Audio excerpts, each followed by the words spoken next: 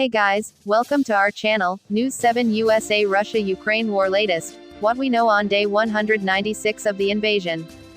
UN calls for demilitarized zone around Ukraine's Zaporizhia plant amid fears fighting could trigger a catastrophe.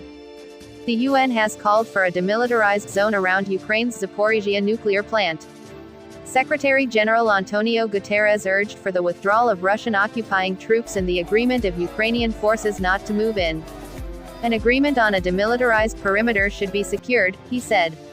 Specifically, that will include the commitment by Russian forces to withdraw military personnel and equipment from that perimeter and the commitment by Ukrainian forces not to move in. Russia's UN ambassador Vasily Nebenzia told reporters ahead of the council meeting, "If we demilitarize, then the Ukrainians will immediately step in and ruin the whole thing." The UN nuclear watchdog said its experts found extensive damage at the plant in a report presented to the UN Security Council.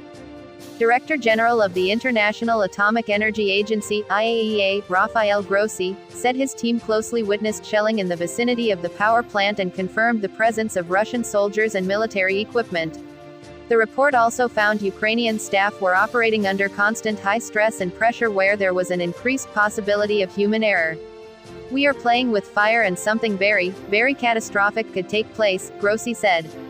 A parallel counteroffensive is occurring in eastern and northeastern Ukraine as well as in the south, a senior presidential advisor has claimed. "We are advancing and pressing almost along the entire front line," Oleksiy Arestovich said on Telegram late night. "In the coming months, we can expect the defeat of the Russian army in the Kherson region on the western bank of the Dnieper and a significant advance of the armed forces of Ukraine in the east." Ukraine's major Western allies have yet to sign up to establish a tribunal to try Russian President Vladimir Putin and his inner circle for the crime of aggression, wanting to leave space for future relations with Russia, according to Ukraine's top officials. It's big politics. On the one hand, countries publicly condemn the aggression, but on the other, they are putting their foot in the closing door on relations with Russia so that it doesn't close completely, said Andriy Smirnov, deputy head of Ukraine's presidential administration.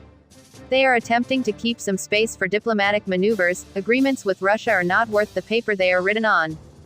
U.S. President Joe Biden's administration has rejected calls from Ukraine to brand Russia a state sponsor of terrorism, saying it would have unintended consequences to Ukraine and the world. White House Press Secretary Karine Jean-Pierre said the designation would hamper aid delivery to Ukraine or prevent aid groups and companies from participating in a deal brokered by the UN and Turkey to ship grain from Ukraine's blockaded ports. Biden and newly appointed British Prime Minister, Liz Truss, have vowed to partner against Russia and show their continued support for Ukraine as it defends itself against Russian aggression, after speaking by phone.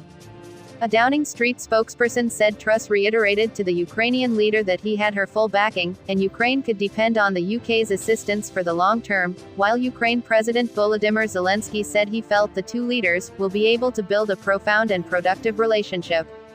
Reuters and Associated Press contributed to this report. Thanks for watching this videos. Please subscribe our channel, News 7 USA, for more update news.